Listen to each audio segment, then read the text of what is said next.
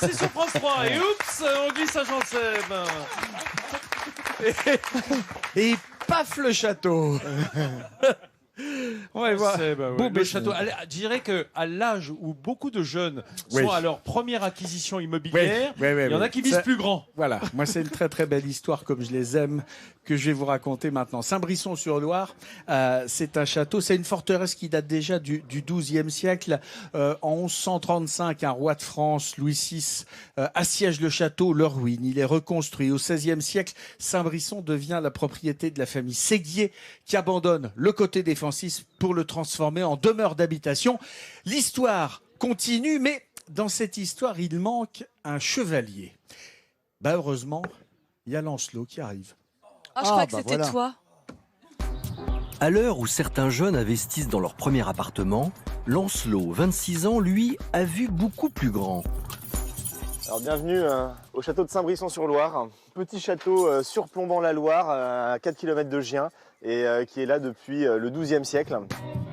Le jeune homme est l'heureux propriétaire de cette bâtisse de 2000 m² et de son parc de près de 8 hectares. Un univers dans lequel le jeune châtelain a toujours évolué. Je suis originaire d'une famille où on a passé toutes nos vacances, tout notre temps libre, dès qu'on sortait de l'école, à faire des visites guidées, à animer, à entretenir, à faire des travaux sur ce genre de monument. Alors une fois son diplôme en poche, Lancelot se lance. Il gère des châteaux pour les restaurer et les ouvrir au public. Il en est déjà à son 3e, dont celui de Saint-Brisson.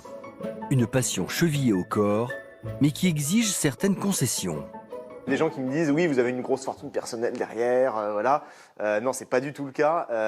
Moi, je me considère comme un entrepreneur. Il n'y a pas de séparation entre vie privée et vie professionnelle. Au quotidien, le travail est colossal. Alors heureusement, Lancelot peut compter sur l'aide de Jean-Marc, le gardien. Tous deux s'attellent aujourd'hui à fabriquer un contrepoids pour suspendre un panneau d'information. Électricien, bûcheron ou maçon, Jean-Marc est un véritable couteau suisse au service des vieilles pierres. Ce château, il le connaît depuis sa naissance. Je pense que dès que j'ai ouvert les yeux et j'ai commencé à marcher, la première chose que j'ai vue du bas là, c'est ce bâtiment. C'est un petit peu mon donjon, quoi.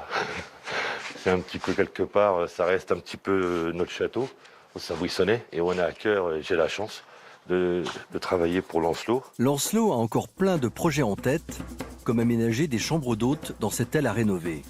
Le châtelain rivalise d'imagination pour attirer chez lui un public toujours plus jeune, avec des jeux d'énigmes grandeur nature.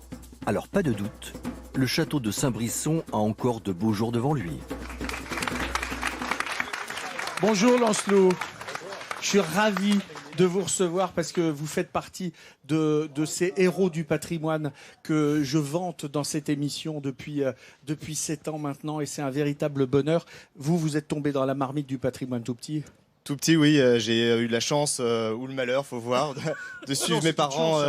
C'est pas toujours évident. C'est pas toujours évident quand vous êtes adolescent, que vous passez toutes vos vacances à tenir la caisse, à faire les restaurations, etc., à mettre les mains dans le ciment. Ça vous a pas dégoûté ? Il y a eu une période de rejet quand même à l'adolescence, qui est un peu compliqué, voilà. Et puis c'est vrai qu'après, en fin de compte, voilà, je pense que c'est un peu dans les veines, donc on y est revenu. Enfin, j'y suis revenu assez rapidement.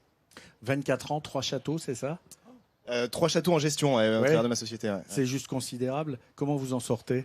Parce qu'il faut savoir, un château en gestion, c'est pas seulement juste tenir la caisse, c'est tout, c'est penser à la toiture. Il faut être très polyvalent, polyvalent, mais je suis pas tout seul, hein, j'ai une équipe, on a passé le cap des 10 salariés donc, dans l'entreprise, donc je me considère d'abord avant tout comme un entrepreneur en fin de compte, et qui a fait le choix d'entreprendre en France, en province et dans le tourisme, et je suis très heureux. Et pour ça, Lancelot, je suis très fier et je suis ravi de vous remettre ce sourire de France pour tout ce que vous faites pour le patrimoine, pour la région et pour l'histoire de France en fait. Merci bravo. beaucoup. Bravo Lancelot, restez avec nous pour déguster ce pitilier.